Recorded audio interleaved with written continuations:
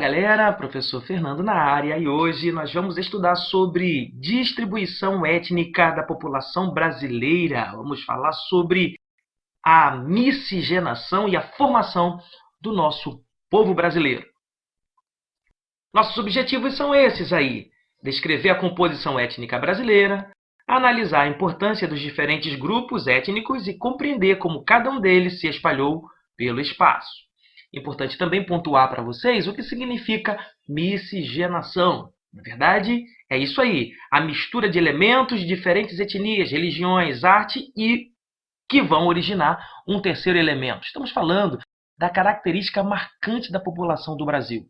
Nós somos um povo miscigenado, uma mistura muito grande entre negros, índios, brancos europeus, asiáticos. Isto é a composição da população brasileira. Importante também pontuar que a gente não usa a palavra raça. Nós usamos a palavra etnia, porque raça só existe uma, que é a raça humana. Show? Bem, sobre os diversos grupos que formam a população brasileira, o primeiro deles, sem dúvida, a população indígena. Eu comentei com vocês na aula sobre comunidades tradicionais, há um tempo atrás, sobre esse importante grupo que, na verdade, já residia aqui nesse território antes da chegada dos portugueses. A história vai dizer para a gente que aproximadamente de 12 a 14 mil anos antes da chegada dos portugueses, dos colonizadores, esses povos teriam migrado, principalmente da África, e se espalhado por diversos lugares do mundo, e chegado aqui às Américas através do Estreito de Bering, como vocês podem olhar aí nesse mapa. O mapa das migrações dessas populações. No Brasil, essas populações formaram comunidades seminômades, ou seja, utilizavam os recursos durante um tempo numa determinada localidade e quando esses recursos se esgotavam, elas migravam para outra localidade. E, inclusive, aquela localidade anterior se recuperava, certo? E o que a gente tem de informações sobre esses povos que viviam aqui antes da chegada dos portugueses? Estamos falando aí de mais de 1.300 idiomas nativos falados aqui e mais de 5 milhões de pessoas que residiam nesse território. De 5 milhões, em 1500, a população indígena hoje está reduzida a 840 mil pessoas no Brasil. Estamos falando de todo um processo infeliz de genocídio da população indígena. Quantas pessoas morreram nesse processo, principalmente pela questão das forças que vinham dos portugueses em relação às suas armas, em relação às suas doenças, que acabaram dizimando diversas pessoas dessas comunidades tradicionais tão importantes do Brasil. Eu deixo para vocês aqui como dica a leitura desse livro, 1499, O Brasil antes de Cabral. Vale a pena vocês conferirem para entenderem um pouco mais sobre as populações tradicionais do Brasil. Importante também falar que essas populações indígenas no Brasil, elas trataram muito bem os portugueses quando eles chegaram aqui. Vocês imaginam? Os portugueses que chegaram aqui, chegaram depois de um longo tempo de viagem pelo mar, cansados, doentes, com fome. E se não fossem as populações indígenas tratarem com cuidado, eles teriam morrido. Os indígenas poderiam dizer o seguinte: é que morram, que fiquem aí. Se não mostrassem a eles como comer, o que comer nessa terra, onde encontrar recursos, essas populações teriam morrido, os portugueses teriam morrido facilmente. Então as populações indígenas trataram muito bem.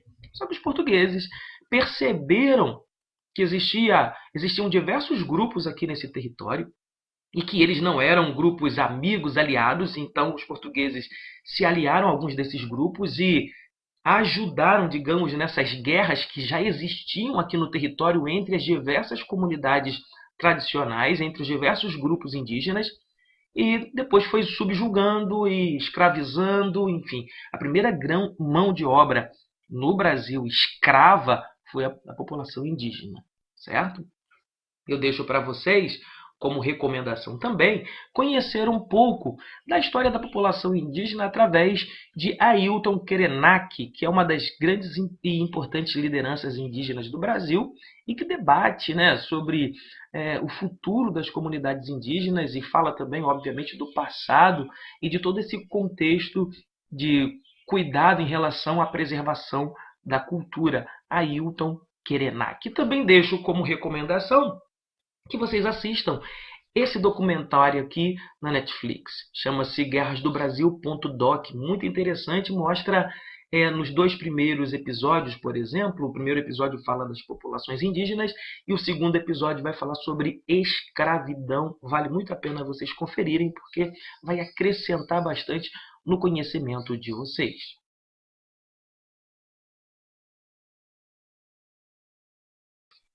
Então, pessoal, o próximo grupo que a gente vai falar aqui são os europeus. Pega a referência aí. Os primeiros europeus a pisarem, a desembarcarem por aqui foram os portugueses. Estamos falando do projeto de expansão marítima e comercial da Europa no período da Idade Moderna, onde, por conta de todo aquele contexto de transformação na Europa, os países, os estados nacionais organizados, lançaram-se às grandes navegações. Portugal, por exemplo, baseada numa ideia de chegar às Índias, existia uma ideia que era uma teoria chamada de périplo africano, dizendo que era possível chegar às Índias se contornassem a África. E foi nessa tentativa que conseguiram chegar às Índias e expandir e fazer dali o seu espaço de comércio e lucratividade muito grande. Bem, a partir daí, Portugal continuou na sua atividade, até que numa dessas idas e vindas chegou nessa terra aqui, chamada posteriormente de Brasil, certo? A colonização começou para valer a partir de 1530, quando Portugal já tinha perdido o monopólio lá das rotas comerciais com a Índia, porque enfrentou forte concorrência da Inglaterra, principalmente. Então, decidiu explorar sua colônia, explorar aqui o Brasil, procurar recursos aqui. Então, a partir de 1530, entrou para valer no projeto de colonização, de ocupação desse território aqui. Essa ocupação contou, obviamente, com uma presença maciça de homens. E esses homens também se relacionaram com as populações que estavam aqui, que viviam aqui, que residiam aqui, como eu já disse, os índios.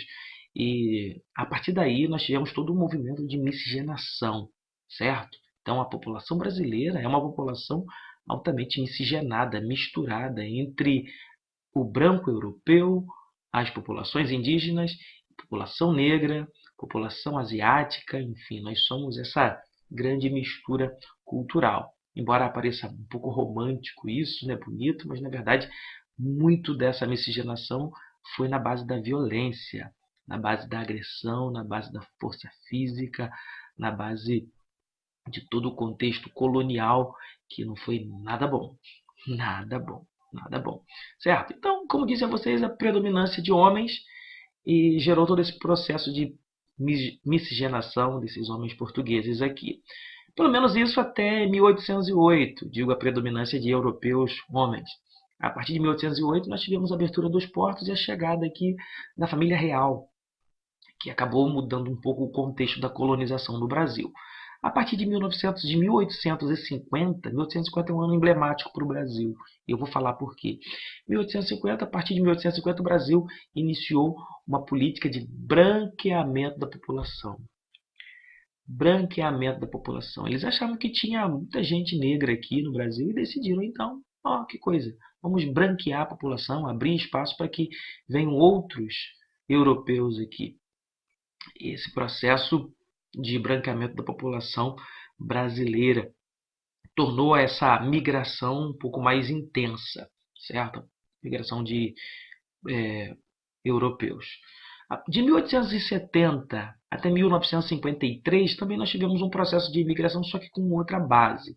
Italianos, espanhóis, alemães, suíços baixaram aqui no Brasil exatamente por problemas que estavam enfrentando em seus países, problemas financeiros, baixos salários, desemprego, péssimas condições de vida, e viram aqui no Brasil uma oportunidade de crescer, uma oportunidade de iniciar uma nova vida, né? As novelas da Globo já abordaram esse assunto, Terra Nostra, filmes, enfim, várias situações da cultura brasileira apresentando esse momento de chegada dos imigrantes aqui, certo?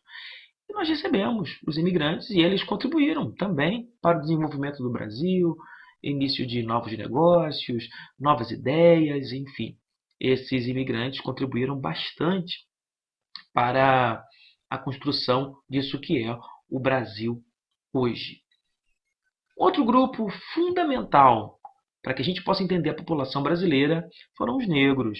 São os negros, na verdade, negros trazidos num contexto de escravidão. E isso aqui é um ponto que a gente precisa realmente debater com muito cuidado. Pensar o seguinte, que foram mais de 5 milhões de negros escravizados trazidos da África centro-ocidental para o Brasil, num contexto violento, num contexto de escravidão, trabalho forçado, e esse país foi construído na base da escravidão. Se não na base da escravidão indígena, na base da escravidão negra também. Ou seja, estamos falando de um contexto de 500 e poucos anos do Brasil, dos quais 300, mais de 300, foram marcados pela escravidão. Ou seja, a gente tem uma dívida histórica absurda com a população negra desse país. A população negra foi obrigada a conviver com condições subhumanas, obrigada a esconder a sua fé, a sua religiosidade, esconder os seus rituais, suas tradições, esconder inclusive na religião cristã, né, dando o nome das suas entidades de matriz africana, né, dos seus cultos, dos seus deuses, nos santos católicos, para tentar esconder. Enfim, escondendo a capoeira era algo muito comum entre eles, mas criminalizado aqui nesse território. Ou seja, a população negra resistiu, e resistiu de diversas formas, principalmente tentando manter a unidade da sua cultura.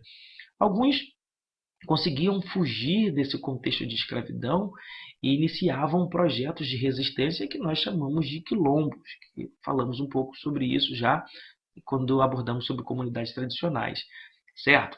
Então, é importante que a gente fale sobre a população negra no Brasil, é importante que a gente fale sobre a influência e todo o contexto que ainda precisa ser debatido. Eu vou apresentar para vocês duas datas aqui, e dentro dessas duas datas, duas questões fundamentais. 1850, nós tivemos a Lei Eusébio de Queiroz, que finalizava, encerrava o tráfico negreiro, 1850, mas também nesse ano nós tivemos a Lei de Terras. A Lei de Terras dizia o seguinte: quem quisesse, no Brasil, a partir de 1850, ter acesso a uma terra, comprar um terreno, teria que participar de um leilão público e pagar à vista. 1888, outra data fundamental, e nós tivemos em 1888 a abolição da escravidão. Um dos últimos países no mundo a fazer isso. A abolição da escravidão aconteceu e, imagina, em 1850 a gente tinha uma lei que dizia que quem quisesse comprar uma terra deveria pagar à vista no leilão público. Em 1888, essa população negra que estava num contexto de escravidão agora está livre, mas sem acesso à terra. Ou seja, nós negamos à população negra nesse país, além de toda a dignidade, a possibilidade de construir um futuro. Negamos o direito à terra, negamos o direito à cidadania, negamos o direito à sua fé, à sua religião, enfim. Esse país tem uma dívida histórica com a população negra. E não é à toa que a população negra hoje no Brasil, embora seja a maioria, é minoria. Em que sentido? Minoria em relação ao atendimento das suas necessidades. Não tem acesso a tudo o que deveria ter. Por exemplo, se a gente olhar os salários, há um grande abismo salarial entre a população negra e a população branca no Brasil. Ainda há muitos casos de racismo, racismo estrutural colocado nas nossas falas, em tudo que a gente vê no nosso dia a dia. Enfim, nós precisamos debater esse assunto, precisamos falar sim no ambiente escolar, nas redes sociais, em tudo que for de espaço para a gente debater, se corrigir todos os dias, pensar e analisar com muito cuidado, porque esse país ele precisa realmente reparar essa dívida histórica com a população negra, tá certo? É importante a gente falar sobre isso. Outro grupo fundamental e que chegou já nos idos de 1908 foram os asiáticos. Japoneses aportaram aqui, depois de grandes problemas que enfrentaram em seu país, aportaram aqui e gostaram do Brasil. Nós temos hoje uma média de mais de 1.500.000 japoneses e seus descendentes morando no Brasil. Uma grande comunidade, instalada basicamente, principalmente em São Paulo, não apenas em São Paulo, mas em diversos lugares do Brasil você vai encontrar gente que veio do Japão ou que seus descendentes vieram do Japão e vieram tentar a vida aqui. Muitos deles se deram muito bem, construíram grandes negócios aqui, enfim. Hoje eles representam 1,1% da população brasileira e contribuem bastante também para o nosso crescimento cultural, para essa miscigenação, essa mistura e essa formação disso que nós chamamos de povo brasileiro. É isso, gente. Deixo aqui meu abraço e digo a vocês: estudem, porque vale a pena.